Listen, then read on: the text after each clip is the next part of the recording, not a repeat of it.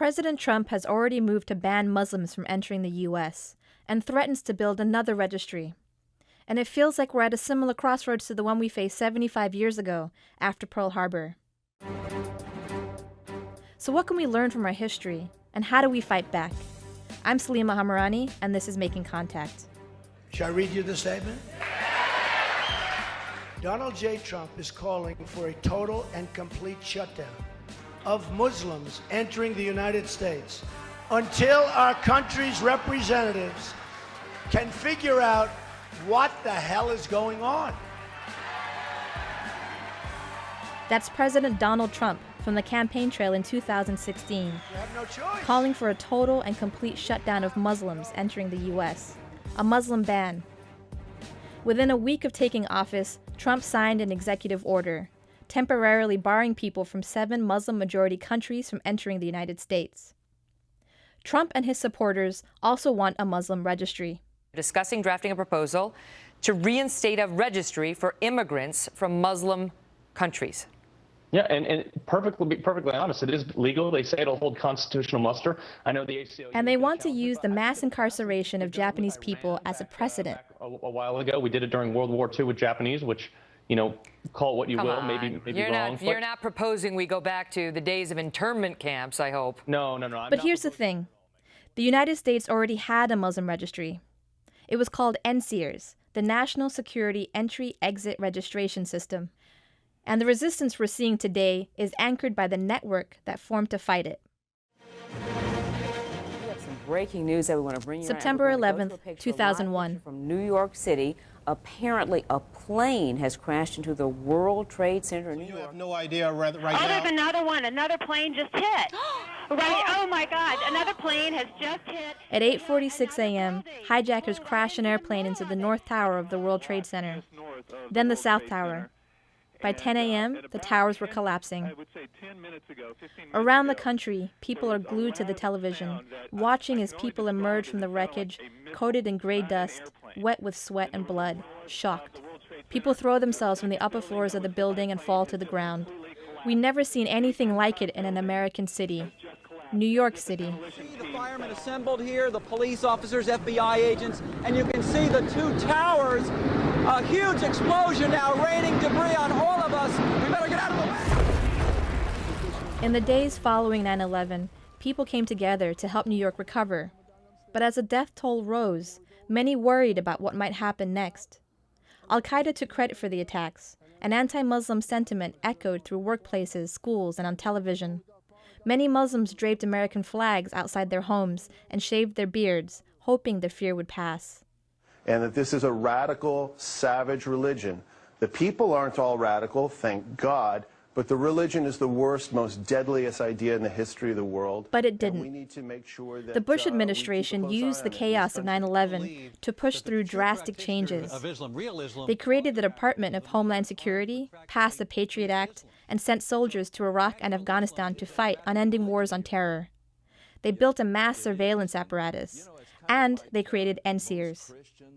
The program targeted men 16 and older from 24 Muslim-majority countries and North Korea. They were called to immigration offices to be photographed, fingerprinted, and interrogated. Lara Kiswani, director of the Arab Resource and Organizing Center, remembers when the announcement came. So we heard about it through the news and media, but we also heard about it in the streets because people were being told that they had to register. So thousands of men did. Over the course of the program, about 84,000 men went through the process. Elizabeth Oyoung is one of the many lawyers that immigrants' rights groups called on to help navigate the situation. She remembers watching the long lines of men spiraling around the immigration office in New York. They lined up, literally a massive circle in full view for everyone to gawk at, outside in the freezing cold, wrapped around 26 Federal Plaza. Her client, Mohammed Safraz Hussein, was a teenager at the time, living in Queens. He grew up in the U.S. as an orphan, raised by his uncle. His case became famous as an example of how dangerous NSEERS could be. Like most of the other men lining up to register, he wasn't sure what to expect. I know English. I can speak to them, I can understand them, but when I look down across the hall, I seen people that, there were shackles there. I seen people that were just being interviewed by people who were just screaming at them, and they didn't have a clue what they were talking about. There were repeated questions, and the funny thing was, they didn't have any translators there. Despite Elizabeth's help, immigration officials put the teenager through deportation proceedings and tried to send him back to Pakistan, a country he hadn't seen since he was 8 years old. Then what happened is, after he was there all day, the New York Times heard about Mohammed's case. And front page of the Metro section, they did a story about Mohammed. Mohammed was lucky. He had connected with an organization and a lawyer. His story got national media attention and support from politicians. Eventually, he was granted asylum and became a citizen, fighting off the deportation case that began with NSEERS. But not everyone was so lucky. 84,000 people registered under NSEERS. Immigration officials put almost 14,000 into deportation proceedings. They set their own trap because they thought they were complying with what they were supposed to do. They thought they would go and report and then go home that night to their families. Instead, they were detained. Many of them never got to go home to their families again. Not everyone faced NSEERS alone. The second the government made the announcement, people began to mobilize. Hi, my name's Anirvan Chatterjee. I'm with the Alliance of South Asian Taking Action. People like Anirvan, who isn't even Muslim. He's Bengali, and NSEERS still affected him. We couldn't help but get involved because it was so close. I mean, if they were coming for them, we knew they were going to come for us at some point in time. The spectacle of men who looked like him, bearded, dark, with dark brown eyes, getting dragged through a racist registration, forced him to act. Anirvan and Lara were part of a network that hit the streets soon after the government announced the program. In that moment, it was a lot of like day-to-day, minute-to-minute rapid response. We did not even know what to expect. We didn't know what was going to happen when people registered. So we were kind of figuring it out as we went. They managed to pull resources from all over the country on a moment's notice. They wore green shirts so people could easily identify them, and went to markets and to the lines at the immigration offices. If somebody hadn't talked to a lawyer, for example, somebody wearing a green t-shirt outside would like pull out their cell phone and dial up and call up a lawyer. And there would be lawyers who were sometimes in other states, like sitting in California. Sometimes we'd be calling lawyers in New York City. And they would just do this like immediate street side consultation over the phone. In major U.S. cities, people like Anirvan and Lara met people waiting in line for special registration. They talked with reporters and held rallies. They stopped deportations. So while we were defending individual immigrants from registering, and while we were defending our community members from hate violence or repression from the FBI or law enforcement, we were also mobilizing them in the streets against imperialism, also against U.S.-led wars, to really show that we as a collective were understanding that our experience here was intrinsically tied to what was happening in our homelands. Over the next decade, they fought the entire post-9/11 apparatus. They protested U.S. occupations, drone strikes, mass surveillance. They shut down military training exercises for local police departments and grew this network of people and organizations. The government suspended NSEERS in 2011. Then just before leaving office, President Obama dismantled it altogether. Obama's move comes only one day after Donald Trump appeared to reiterate his pledge to reinstate this very registry. The program had a lasting impact for Arab, Muslim, and South Asian communities. But it also proved to a vulnerable community what they can do when they organize and fight back. We need victories along the way. We need to be able to tell a story. And the shutting down of NSEERS is phase one of how we are going to be responding as a community. Both of these lessons, what it means to be vulnerable and what it looks like to fight back, they mean a lot under the current Trump administration. Everyone was told they had to register. So back then, pretty much everyone registered. And I think this is a lesson that we need to learn from today. What we need to cultivate is a culture of resistance to any type of registry or any type of targeting of any community, rather than concepts of like, let's all register in the registry. We should be talking about let's all resist this registry. Let's be in a line of defense between the Arab and Muslim immigrants who may have to register and the state. But a lot has changed since 9/11, when mass surveillance was still in its infancy. The Department of Homeland Security said as much in a memo announcing the dismantling of NSEERS. It basically said, we don't need NSEERS anymore.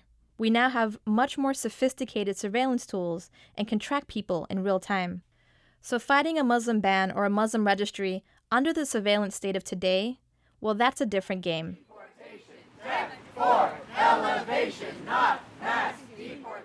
These protesters are part of an organization called DoBetter.Tech. They work as designers, engineers, business staff for tech companies. They're protesting a company called Palantir outside their office in Palo Alto, California. We are worried that some of the tools that Palantir has been building look a lot like the precursor to a Muslim registry, or could be used in workplace raid-style mass deportations.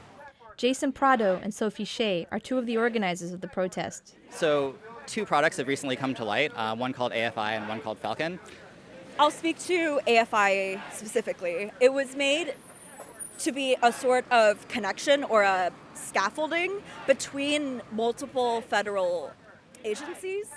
AFI stands for Analytic Framework for Intelligence. Every federal agency has its own databases, and rather than comb through each one for information, AFI connected them. But it's become its own database that replicates data from every source that it connects. Rather than connecting databases that already exist, it started making copies of the data and storing it, including the data from the NSEERS registry. To make things worse, Palantir is using algorithms to assess people based on this information, and they've generated what they call risk assessments of individuals. Many people who are employees in the tech industry have pledged to never support this. You know, in tech, there are not unions. There are just company ideology and company employees who follow them. So as a coalition, we are giving people the space to step out of those company lines. And are you worried about retaliation? Of course. But at the same time, in 2017, I decided that I'm not going to live in fear of speaking out on the internet or in real life due to people doxing me or threatening me. I refuse to be complicit in our own oppression.